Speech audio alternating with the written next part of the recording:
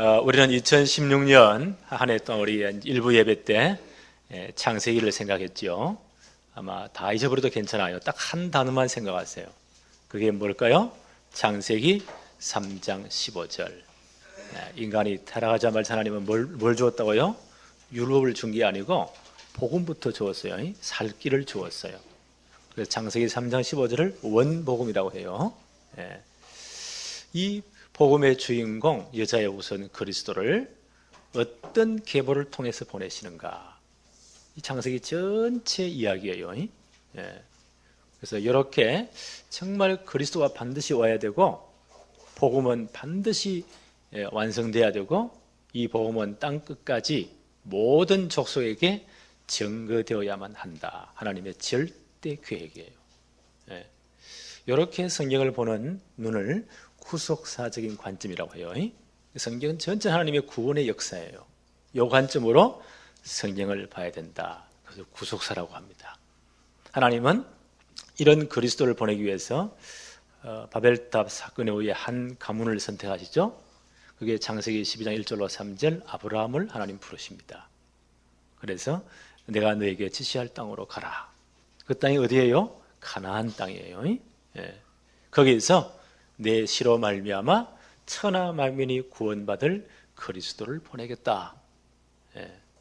그리고 하나님의 구원 계획을 이루어가겠다. 그래서 이제 하나님은 아브라함을 통해서 이스라엘 민족을 형성하시고, 그 민족을 통해서 그리스도를 보낼 계획이 있어요. 그래서 아브라함의 후손들이 가나안 땅에 있으면, 가나안은 함의 후손들이 있는 곳이거든요. 그 죄악에 물들어 버리기 때문에 그리스도의 계보가 끊어질 염려가 있어요. 그래서 하나님은 이스라엘 민족을 만들기 위해서 야곱의 가족들 한 70명 되지요. 어디로 보내시죠?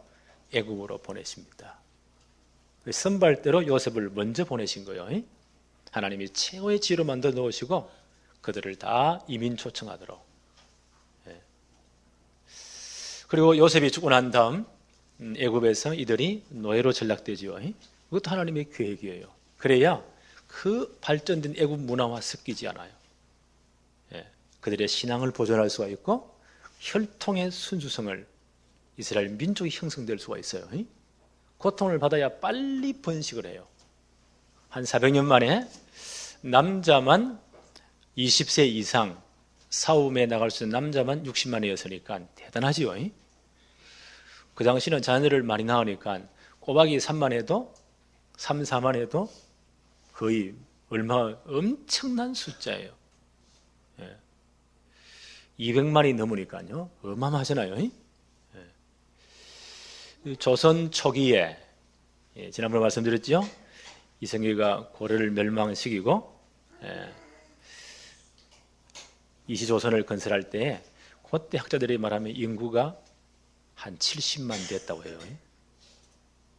그것도 대단한데, 벌써 예수님 오시기 전 1400년 전이니까 얼마나 까마득한 옛날입니까? 그때 이스라엘 민족이 20세 이상 남자만 60만이 되었다. 위협적인 숫자예요. 이들이 애굽 전체를 무너뜨리고, 그렇잖아요. 애굽을 완전 박살내고, 어느 정도냐? 애굽의 모든 가정의 장자의 목이 다 달아났잖아요. 애굽의 모든 가정의 짐승들의 목을 다 꺾어버렸잖아요. 저 새끼의 목을. 그리고 애굽을 완전 쑥대밭을 만들어 놓고 그들의 창고가 다 열리잖아요.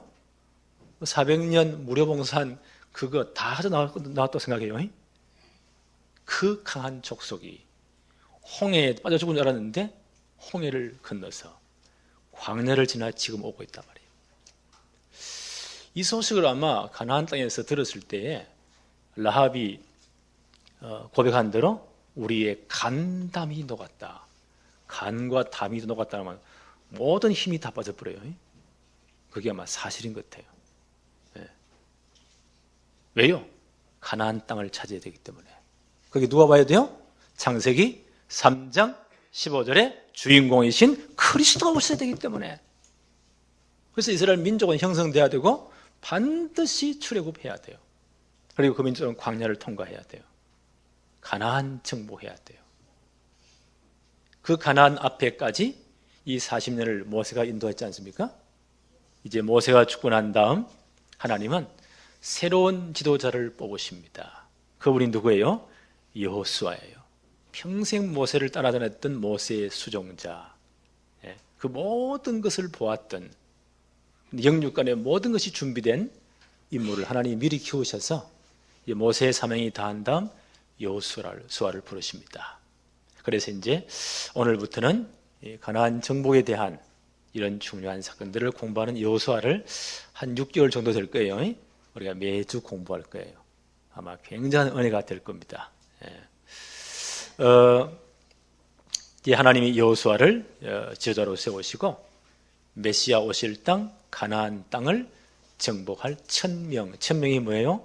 하나님의 절대적인 계획이에요.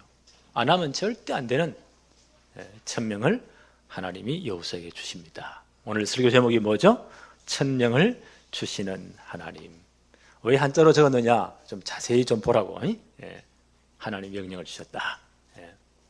첫 번째, 여호수아에 주신 천명.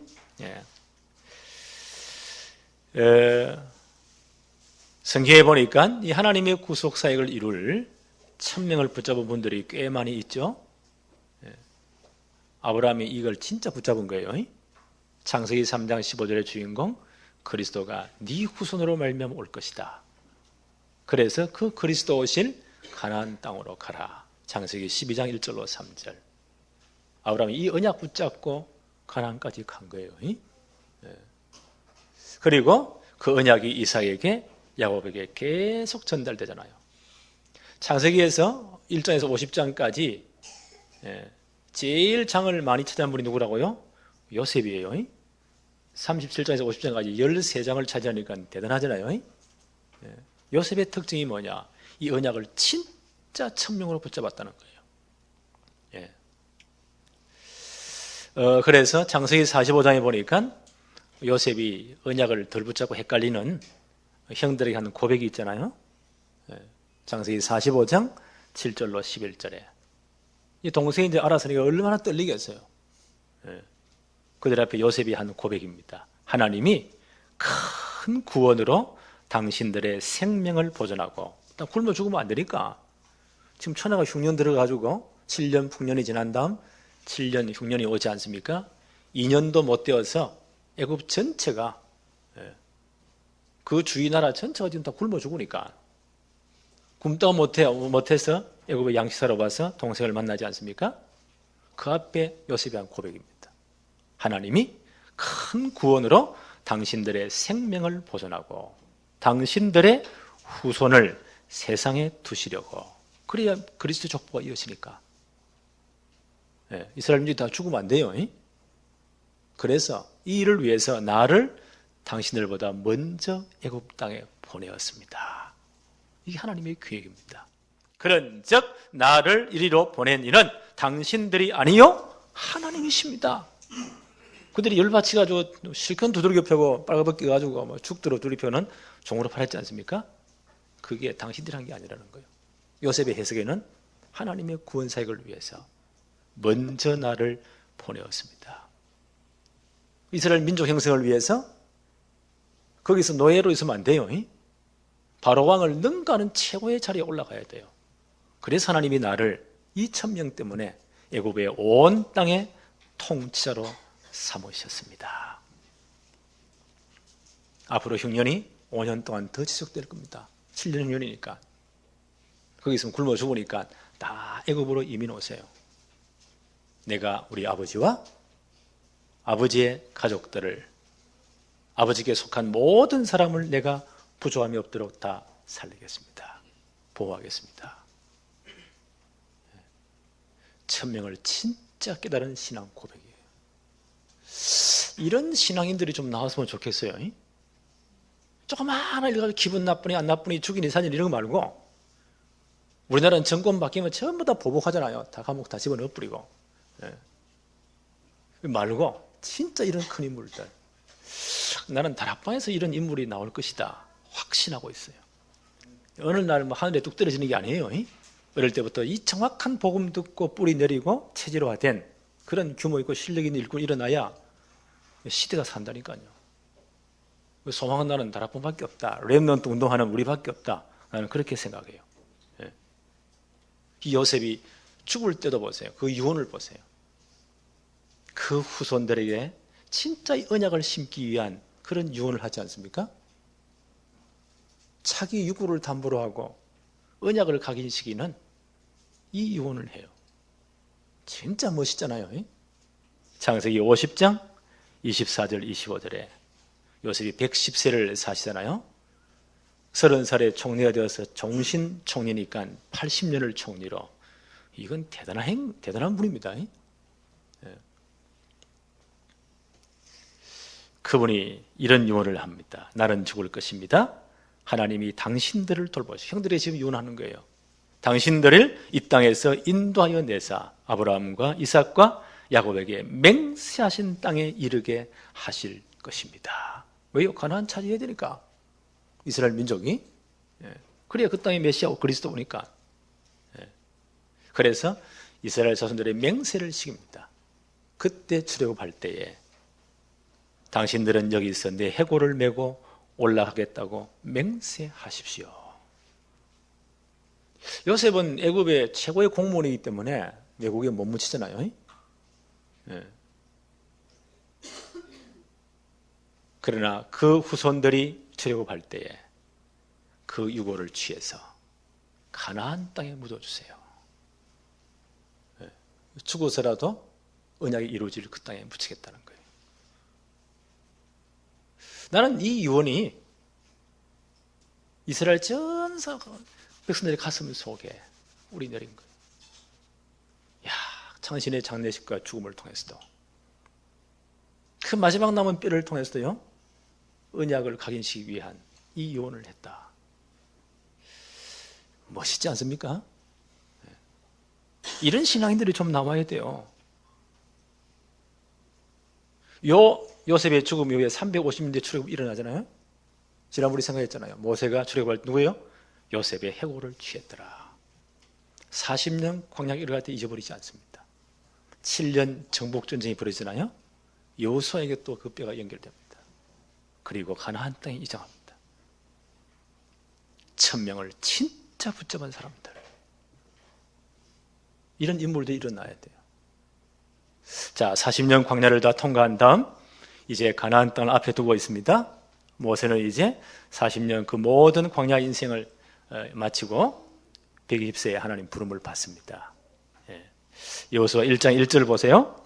여호와의 종 모세가 죽은 후에 여호와께서 모세의 수정자 눈의 아들 여호수아에게 말씀하여 이르시되 40년 광야 생활 다 끝났어요. 그러니까 연대가 한 BC 예수님 오시기 전 1405년쯤 그쯤 됩니다. 2절 한번 보십시다. 내 종 모세가 죽었으니 너는 이 모든 백성과 더불어 일어나 이 요단을 건너 내가 그들 곧 이스라엘 자손에게 주는 그 땅으로 들어가라. 여기 메시아가 그리스도가 와야 되니까. 3절 볼까요? 내가 모세에게 말한 바와 같이 너희 발바닥으로 밟는 곳은 모두 내가 너희에게 주었노니. 이미 주었다고 했습니다. 하나님의 언약은 반드시 성취되기 때문에. 그렇죠? 반드시 이 땅에 가나안 땅에 창세기 3장 15절의 주인공 그리스도가 오셔야 돼요. 그렇잖아요. 이 땅을 너희에게 주었다. 4절에 곧 광야와 이 레바논에서부터 큰 강 유브라데 강까지 해쪽 속의 온 땅과 또 해지는 편대까지 이 지중해를 의미해요. 너희 영토가 될 것이다. 이 땅에 들어가라고 말씀하십니다. 여호수아의 사명이 뭐예요? 전 백성을 인도해서 요단을 건너서 가나안 땅 전체를 차지하고 각 지파에게 땅들을 다 분배하고 나눠줘야 돼요. 이게 여호수아의 사명이에요. 하나님의 구속사는 어떻게 진행된다고요? 이 땅의 역사 속에서 진행이 되어져요. 그리고 진짜 하나님의 언약을 붙잡은 1000명을 붙잡은 하나님의 절대 계획을 붙잡은 사람들을 통해서 이루어지는 거예요. 그래서 언약의 사람이 그렇게 해서 중요한 거예요. 하나님이 직접 하늘에서 뭘 떨어뜨린 게 아니고 이 하나님의 천명을 붙잡은 사람을 통해서 역사하시는 거예요.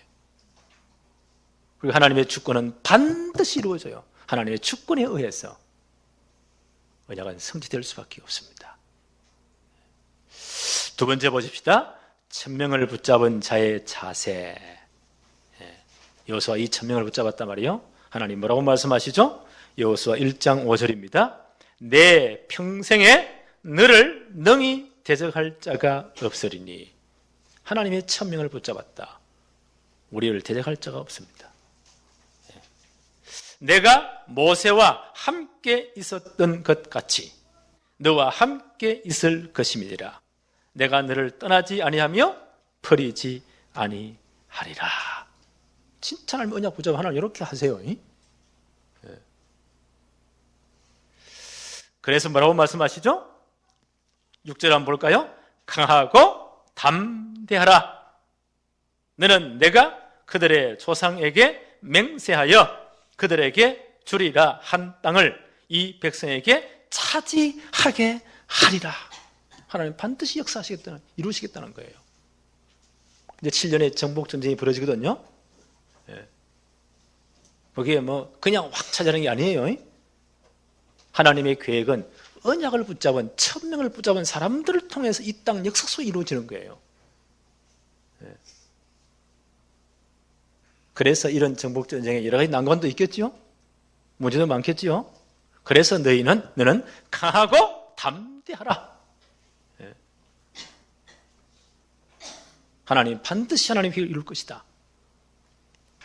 9절 한번 볼까요? 내가 내게 명령한 것이 아니냐? 강하고 담대하라. 두려워하지 말라. 놀라지 말라. 내가 어디로 가든지 내 하나님 여호와가 너와 함께 하느니라 하시니라.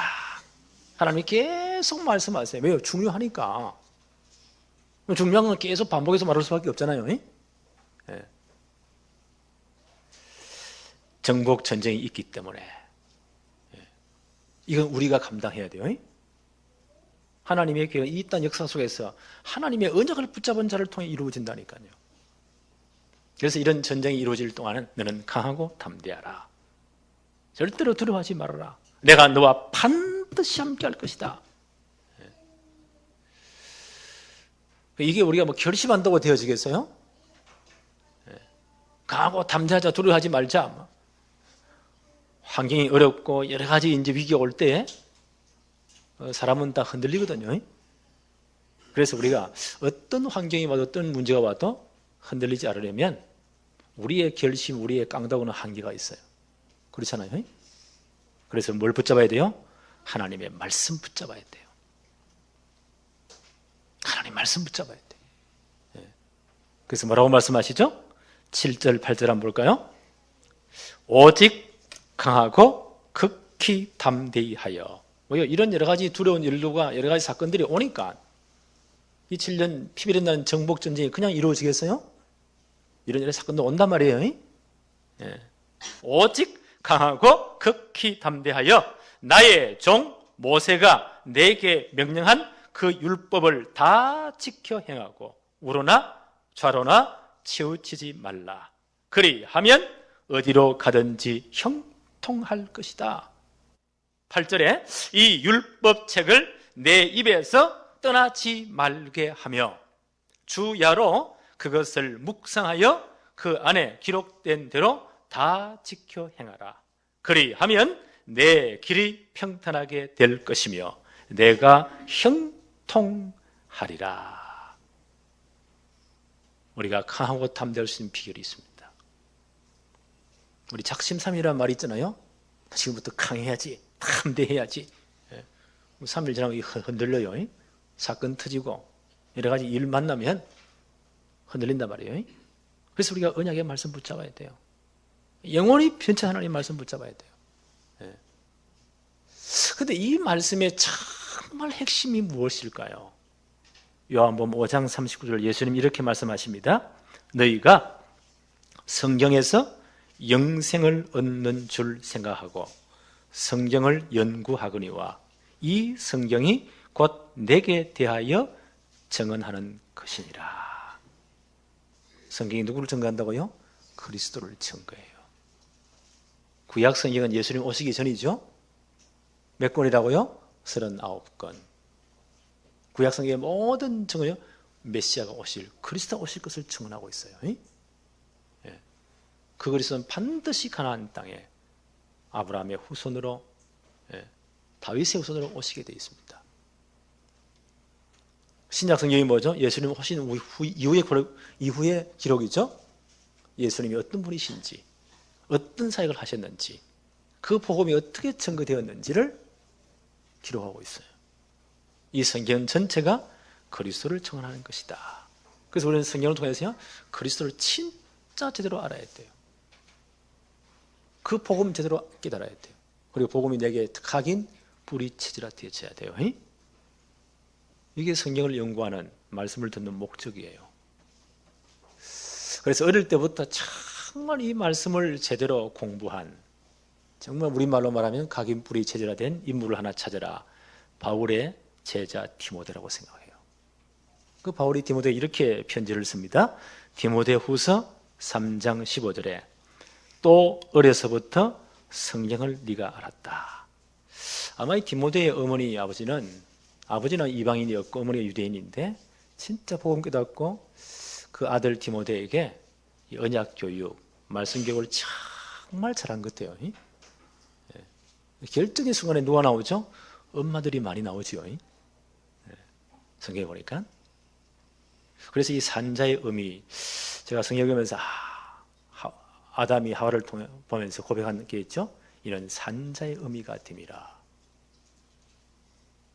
나는 우리 교회에 이런 산자의 의미들이 많이 나오기를 기도합니다. 이 바울이 이런 중요한 사역을 감당할 때요, 이 제자를 뽑을 때 아버지를 본 게 아니에요. 누구를 봤다고요? 엄마부터 봤어요. 나는 우리 교회 이런 산자의 어머니들이 많이 일어나서 진짜 우리 후대들이 이제 시대를 책임지는 이런 주의 종들, 일꾼들 많이 나오기를 바랍니다. 모세 같은 인물을 누가 교육했다고 왕궁에서? 엄마가 교육했어요. 왕궁에 들어갈 때 아빠를 옵션으로 딸린 게 아니고 엄마를 옵션으로 넣어서 보냈어요. 굉장히 중요한 의미가 있죠. 디모데 같은 이런 훌륭한 바울의 제자가, 시대의 전도자가 엄마의 교육이 굉장히 중요했다. 그래서 바울은 이 엄마를 소개해요. 기억하고는 내가 성경을 어려서부터 성경을 알았나니 성경은 능히 너로 하여금 그리스도 예수 안에 있는 믿음으로 말미암아 구원에 이르는 지혜가 있게 하느니라. 이 글을 볼 때 디모데는 어려서부터 성경을 통해서 그리스도를, 복음을 진짜 제대로 이해했다는 거예요. 그 어머니가 정말 잘한 거죠. 그래서 나는 이런 어머니들만 있으면 시대는 산다고 생각해요.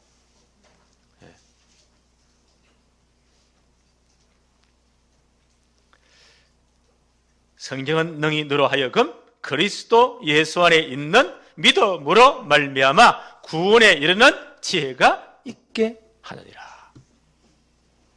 디모데는 어려서부터 이 성경을 통해서 그리스도를 정확히 알았습니다.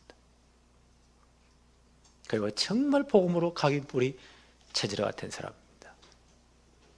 바울은 계속 이렇게 말을 합니다. 디모데후서 3장 16절 17절 모든 성경은 하나님의 감동으로 된 것으로 교훈과 책망과 바르게 함과 의로 교육하기에 유익하다. 진짜 구원받은 하나님의 백성들을 무엇으로 그들을 교훈하나요? 하나님 말씀으로 교훈하고 책망하고 바르게 하고 의로 교육하기에 유익하다. 이는 하나님의 사람으로 온전하게 하며 모든 선한 일을 행할 능력을 갖추게 하려 합니다. 이 교육을 해야 돼요. 나는 우리 교회가 다른 건 잘못해도요, 이것만 진짜 제대로 하는 교회. 크고 작은 게 문제가 아니에요. 시설이 얼마나 좋냐 나쁘냐 그것도 문제가 안 돼요. 우리의 마음이에요. 이번에 제가 미국 갔다 오면서 책을 한 권 샀는데 2020년, 2040년 한국계의 미래를 진단한다는 좋은 책이 있어서 읽어보면서 참 눈물 흘린 부분이 있어요. 그 책 저자가 주일학교 시절 전라도 분인데, 바닷가의 분인데, 그때 그분을 가르쳤던 그때는 주일학교 교사를 반사라고 했어요. 반사.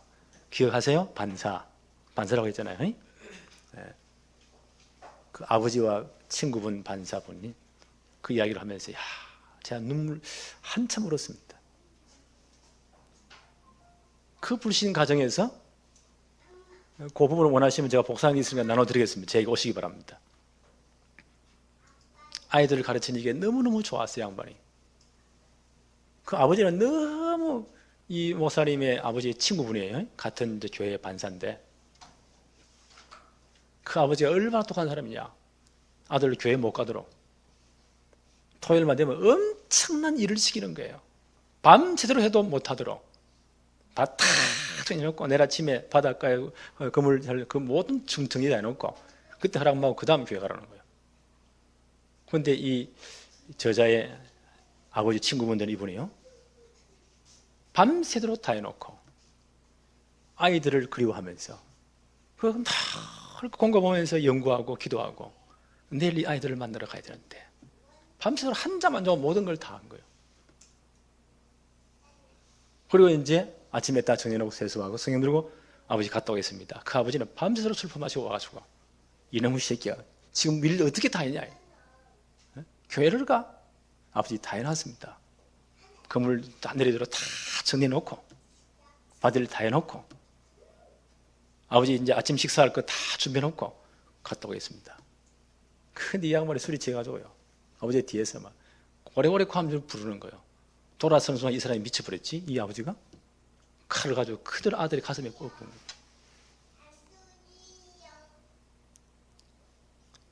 그 장면들을 쭉 글을 보면서요, 우리가 지금 우리 아이들을 교육할 때 우리는 시설이 좋아야 되고 실력이 있어야 되고 많이 배워야 되고 그게 아닌 것 같아요. 진짜 복음을 사랑하는, 영혼을 사랑하는 마음이에요. 이게 한국교회를 지금 이렇게 성장시킨 거예요. 오늘 이 마음이 우리에게 있냐는 거예요. 좀 부끄럽지요?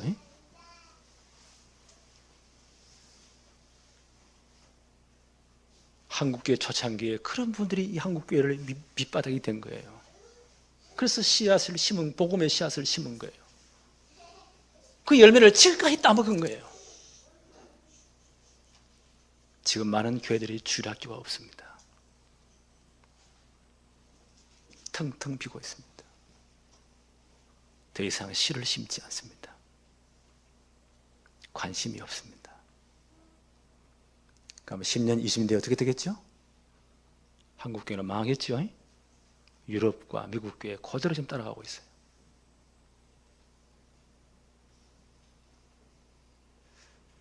바울이 디모데를 향해서 네가 어려서부터 성경 알았다. 그 믿음이 네 외할머니부터 너 어머니에게 너에게 있는 것을 내가 보았다. 내가 네 눈물을 보았다. 복음에 대한 애절함. 우리 교회 이 축복이 회복되어지기를 바랍니다. 나 기도 많이 했습니다. 하나님, 건물도 필요 없습니다. 시설 안 줘도 됩니다. 진짜 이런 복음을 사랑하는 어머니, 아버지, 정말 이 복음과 있는 사랑하는 교사들, 이분들만 있으면 충분합니다. 우리 교회 이 축복 누립시다. 네.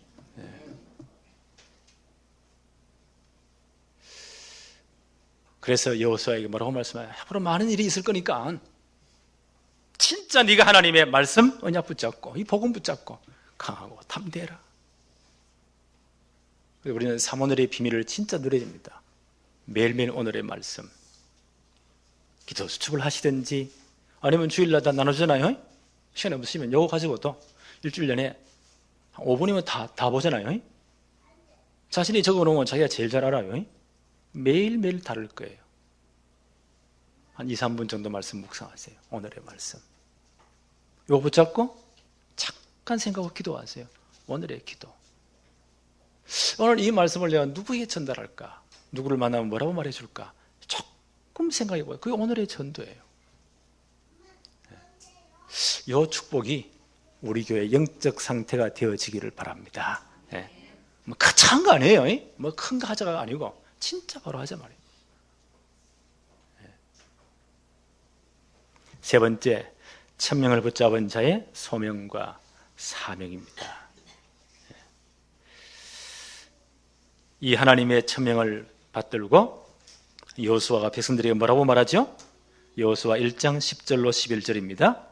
이에 여호수아가 그의 백성의 관리들에게 명령하여 이르되 진중에 두루 다니며 그 백성에게 명령하여 이르기를 양식을 준비하라. 사흘 안에 너희가 이 요단을 건너 너희 하나님 여호와께서 너희에게 주사 차지하게 하시는 땅을 차지하기 위하여 들어갈 것임이니라 하라. 양식도 준비하고 사흘 후에 이제 요단을 건넌다. 모든 준비를 다 하고 이제 실천이라. 그래서 하나님의 이 천명은 우리가 믿음으로 순종해야 돼요. 우리가 말씀을 들었다? 진짜 우리 믿음으로 순종해야 돼요.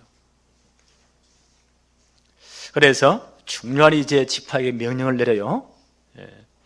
12절부터 한번 볼까요? 여호수아가 또 르우벤 지파, 갓 지파와 므낫세 반 지파 2분의 1 지파에게 말하여 이르되 13절 한번 볼까요? 여호와의 종 모세가 너희에게 명령하여 이르기를 너희의 하나님 여호와께서 너희에게 안식을 주시며 이 땅을 너희에게 주시리라 하였으니 너희는 그 말을 기억해라. 14절에 너희의 처자와 가축은 모세가 너희에게 준 요단 이쪽 땅에 머물려니와 너희 모든 용사들은 무장하고 너희의 형제보다 앞서 건너가서 그들을 도와라. 무슨 말이 이런 말이에요? 지금 요단까지 앞에 왔거든요. 요단 건너서 서쪽을 차지해야 돼요. 그런데 여기 나오는 르우벤 지파, 갓 지파, 므낫세 2분의 1 지파, 이 사람들은 하나님의 축복 받아가지고 굉장히 가축이 많았는가 봐요. 그 광야를 통해서 하나님 이런 축복을 주셨어요. 굉장히 가축도 많고 부유한 분들이에요.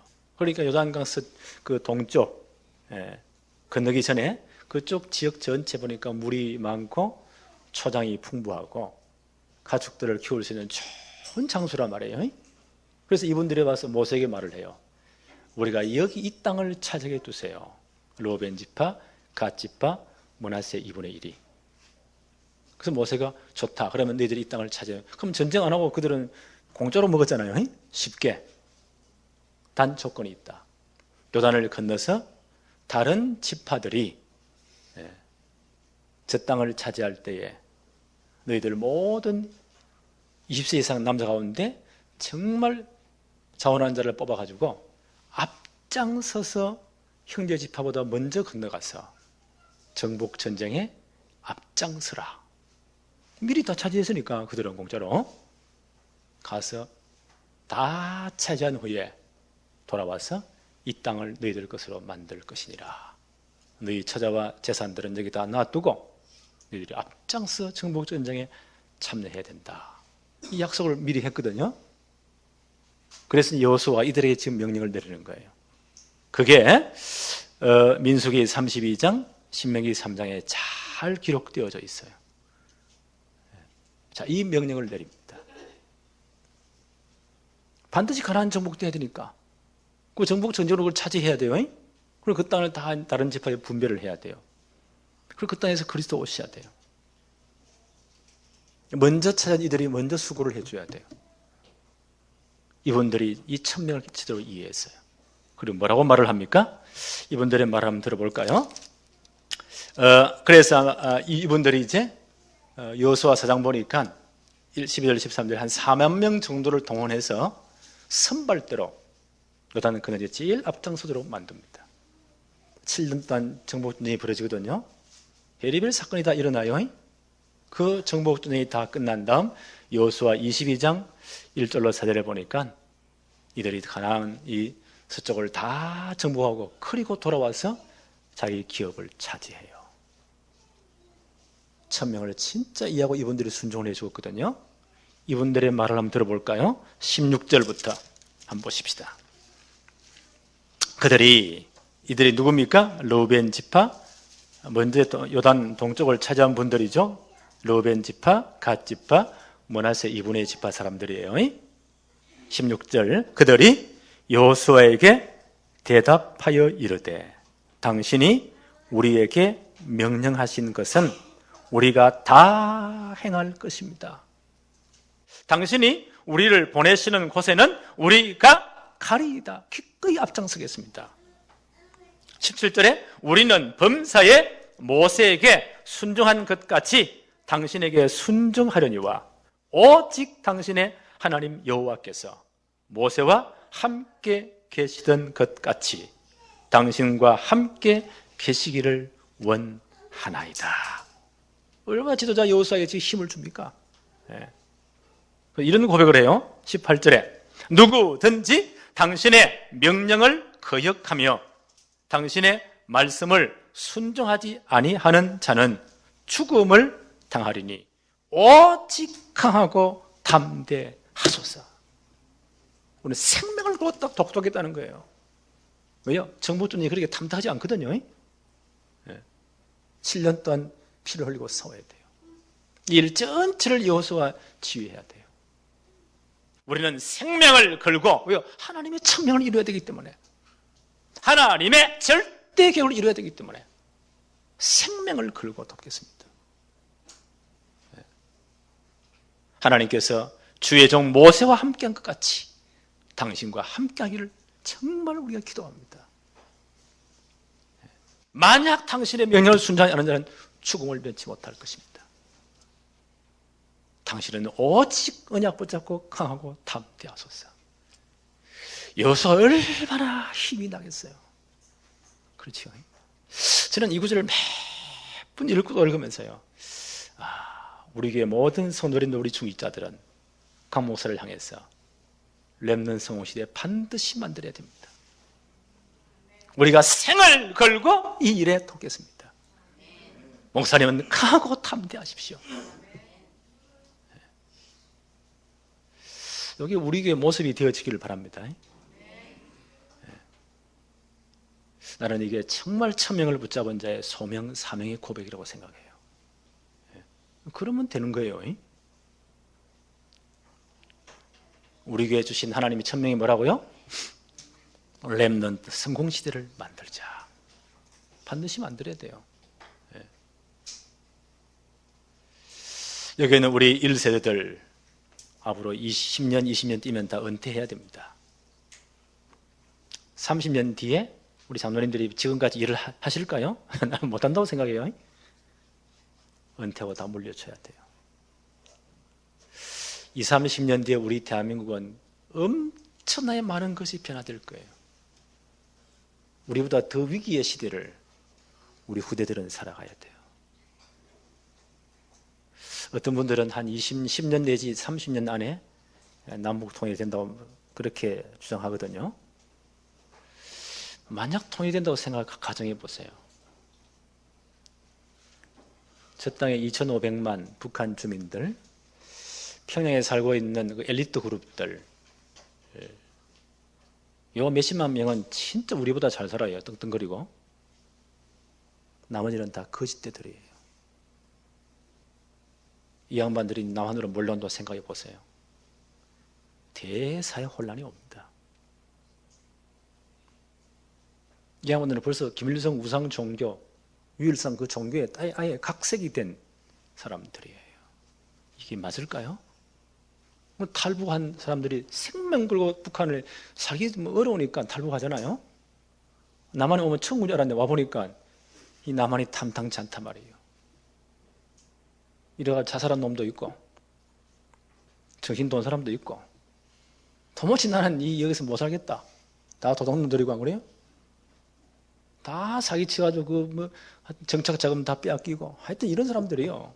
이러니까 너무 열받쳐가지고 어떤 놈들은요, 아예 다시 들어간 사람도 있어요. 자, 그 사람들이 여기 왔을 때 어마어마한 심각한 문제가 올 것이다. 우리의 소원은 통일, 참 꿈에도 소원은 통일인데 그 낭만적이 아니에요. 사실은 굉장히 복잡합니다. 일들이 할 일이 너무 많아요. 그걸 우리 숙제를 우리 후대들이 지금 우리는 물려주고 있단 말이에요.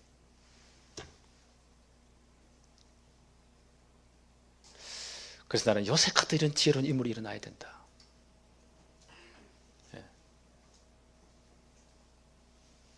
이런 지도가 일어나야 돼요. 지금 탄핵 정부 이렇게 지금 보잖아요. 다 거두절미하고 그 이상한 사람 말 듣고 그 개인 사업을 도우기 위해 대통령이 나서 모든 걸 도와주었다. 엄청난 돈들을 여기다 빼돌렸다. 나는 저런 지도가 나오지 않기를 바랍니다.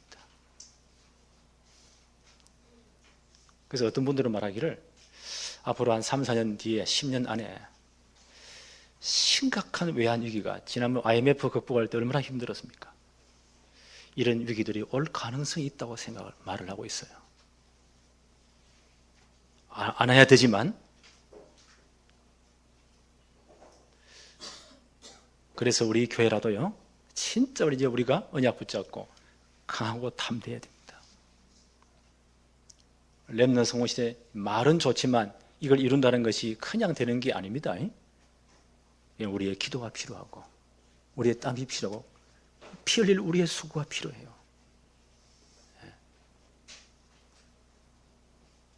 반드시 세계복음화 해야 됩니다. 우리 후대들은 복음 통일 이후에 진짜 북한에 남은 자 다 살려서 마지막 시대 세계복음화 감당해야 돼요. 2,000명을 감당해야 돼요. 그래서 이제 강하고 담대해야 됩니다. 어떤 일도 언약 붙잡고 이겨내야 돼요. 올 한 해 이 축복이 정말 이루어지는 축복의 한 해 되어지기를 바랍니다. 하나님 아버지, 이제 오늘부터 우리가 한 6개월 정도 여호수아서를 묵상하며 공부하면서 말씀을 들으면서 우리가 강하고 담대해지게 주옵시고 이 땅에 어떤 풍파와 환란을 이기게 하여 주옵시며 반드시 렘넌트 성공시대 만들게 하여 주옵시고 마지막 시대 세계복음화 할 수 있도록 축복해 주옵소서. 예수님의 이름으로 기도합니다. 아멘.